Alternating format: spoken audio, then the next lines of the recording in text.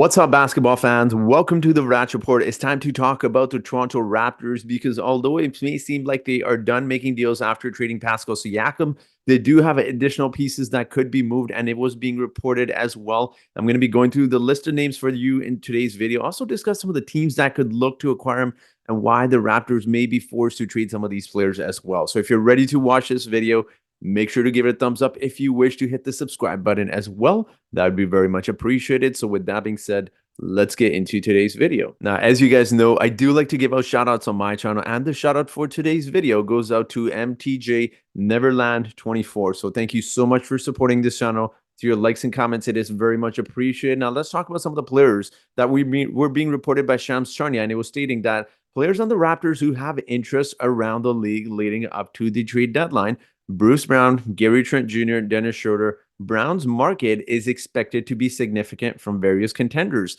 Now, let's talk about each individual player. Now, Gary Trent Jr. is a very interesting player because when they did trade Norman Powell for Gary, it was quite evident that, the Raptors had hoped that he could become something more. He's now in his fourth season with the Raptors, and although he is shooting exceptionally well from the three-point line at 41%, seeing how he hasn't really grown his game all that much over the years. When you take a look at Gary, his game is pretty much precedented on just him shooting a lot of threes. And while he is a good three-point shooter, when he's not hitting his shots, he's not really contributing a ton on any side of the floor. So it makes him a really confusing player for the Raptors to really go into free agency. Well, I want to emphasize that the reason the Raptors traded Pascal wasn't that they didn't like Pascal. It's just the amount of money you had to pay him. So Gary Trent Jr., who's also going into free agency, is seeking about $20 million, and there will definitely be a market for him as well. Now, let's talk about Bruce Brown, because this is a name that has been talked a lot about from Raptors fans, especially after yesterday's game. And it was also being reported by Shams Charania as well that the Raptors could net an additional first-round pick in return for Bruce Brown if they decide to reroute him before the trade deadline. Brown's value appears to be a first and a necessary salary filler to match his $22 million contract. Now, Bruce Brown is very interesting because just within one game, you could see how he complements the Raptors really well. And the Raptors have been needing a defensive presence like Bruce Brown and a good role player like him off the bench that can guard the shooting guard small forward position, but also just make really good reads off the ball. And you could see yesterday's game that him and Scotty Barnes had a little bit of chemistry going. And also, he's only 27 years old. Now, when you talk about trading guys like this, the argument that a lot of players, or a lot of fans, make is that you need to keep some veteran presence around.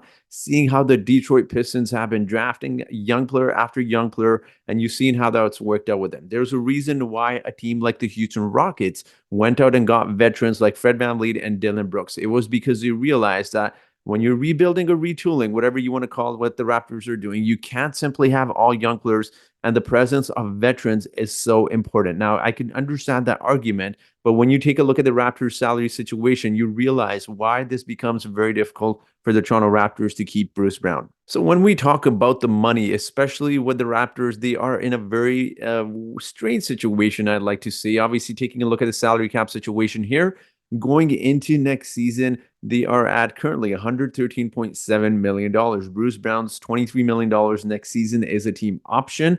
But also, when you take into consideration that the Raptors will have to play Emmanuel Quickley in the $23 to $25 million range, then you take into consideration that now, if again, assuming that Bruce Brown stays on the Toronto Raptors, you'll have RJ Barrett, who's making $25.7 million, Jakob Poeltl making $19.5 million, Emmanuel Quickley making about $25 million. And now you essentially have four players that are making at least $20 million or close to, in Jakob Poeltl's case anyway. So four players tied into a $100 million contract, and not taking into consideration that you will have to pay Scotty Barnes, since that will be his last year on his rookie contract. And Lord knows he's going to be making a ton of money as well. So if you do keep Bruce Brown and you bring him back, or you decide not to trade him, then you're going to have five players, and all of that money tied is going to be equivalent to at least $135 million.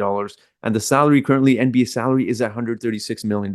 Even with the new TV deal kicking in, even let's say if it goes up $10 million, it still doesn't give the Raptors a ton of room to work with surrounding their rest of the roster. So I think this is why it complicates things. And again, to quickly touch upon Gary Trent Jr., this is why it's so important for the Raptors to trade Gary Trent Jr. as well. Even if they And the salary, this does not include Gary Trent Jr., who's also, again, repeatedly said that it's been reported that he's going to be, signing probably in the $20 million range as well. So again, you've got two guys in Gary and Bruce that are going to be making $50 million. So I understand the reason that a lot of fans may state that, you want to keep Bruce Brown, and you understand that he's a very smart role player, but his value will never be higher. The last thing you want to do is similar to how you did with Pascal Siakam, where you push things to the next trade deadline, and the best you're getting is 2 second-round picks for Bruce Brown. I think ideally you want to use this and use the leverage you have against a lot of playoff teams. A lot of teams can use a guy like Bruce Brown. He has championship. Yes, Nikola Jokic is, the MVP there, but he's a key complementary role player on that Nuggets championship roster. And I can't say enough good things about Bruce Brown, but ultimately, I think the Raptors have to make a decision based on salary alone. I know you need some veterans, but it just has too much implications salary wise moving forward. And that's not taking into consideration that once his contract comes off next offseason, you're probably looking to pay him $25+ million, maybe, depending on what his value will be around the NBA. So it doesn't make a ton of sense for the Raptors to keep him at the moment. I think you absolutely have to move him, capitalize on this situation, acquire a first round pick, not in this year's NBA draft, because you've already got 3, 4 picks, maybe in the future, in the 25, 26 draft acquired. And then you can kind of use those assets maybe to acquire someone in the future that can help Scotty Barnes, and maybe potential superstar. You can package different guys as well. So we'll see what happens. Now, in terms of Dennis, he's also a very interesting player as well, because he was signed to a really cheap contract, but he is outperforming his contract. He's played an exceptional role off the bench for the Toronto Raptors. He's been as much criticism as he has received from Raptors fans. I think it is very important to note that he has not once complained about him, coming off the bench, especially after the Manuel Quickly trade. So he's been nothing but professional. Also, he's got a close relationship with Darko. But with that being said, he is outperforming his contract, and he still has 1 more year left on his contract. So if you're able to acquire center, which the Raptors need now with Christian Koloko gone and also Jakob Poeltl being injured, I think you should look at certain deals and certain players around the league. Again, Bruce Brown's contract, you cannot attach another player's contract to him. You have to trade Bruce Brown himself as a player. But in terms of some of the other guys, Gary and Dennis, you should absolutely look to move as well. Capitalize on that. Maybe look to acquire, more reasonable guys, more reasonable contracts, which are more manageable beyond this year. So it'll be very interesting. Now I'm going to go through it quickly. I'm going to quickly go through a list of teams who I think can target some of these players. Now, starting with the Western Conference, like you look for someone like a Bruce Brown or even Dennis, there's so many teams out there that can definitely use his service. I think Dallas is an interesting team in terms of any one of those players that the Raptors currently have. They could use a backup point guard for Kyrie, who's often injured. Phoenix Suns always, but they don't necessarily have the assets. The Lakers will always be interested in Gary Trent Jr., considering that he is a client of LeBron James' best friend, Rich Paul. So we'll see. The Los Angeles Lakers always seem like a very unique situation. And then there's teams like the Houston Rockets. I don't think they would say no to Bruce Brown, although that would be a kind of a strange fit considering that, Jalen Green is their shooting guard, maybe off the bench, who knows. They do have some young pieces. Maybe they can throw the Raptors away if they seem like they're desperate enough. OKC could always use someone like a Bruce Brown. It would be perfect for them. And honestly, I know this sounds silly, Denver Nuggets as well. I mean, and looking at the Eastern Conference teams here, going through real quick here, the Philadelphia 76ers have a lot of first round picks. They can throw the Raptors way for any one of those players. I think Dennis would be excellent on that team. Gary, you could make an argument, would be great for the floor spacing that Joel Embiid always needs, even though he's a pretty good three-point shooter himself. And then you got some other teams like the Knicks and the Miami Heat, who I think could really, really value Bruce Brown as well. So I think Bruce would be complimentary to all of those three teams. And you know what? Never say never, right? So Miami could also target Dennis. You never know. He could be a point guard there as well. And you could honestly see that being a really good fit. So I think there's going to be a ton of market for all of these three players. And the Raptors, although, you could make the argument, definitely want to keep Bruce Brown, or they should, because of his intelligence on the court and just how he carries himself off the court as well. The time to capitalize is now. Now, the reason I say this is because it's not every day that you're going to have a contract like Bruce Brown, because we know the Raptors don't attract a ton of free agents. Now, Bruce Brown, if he does net you a first-round pick, it's not going to be top 5. It's not going to be top 10.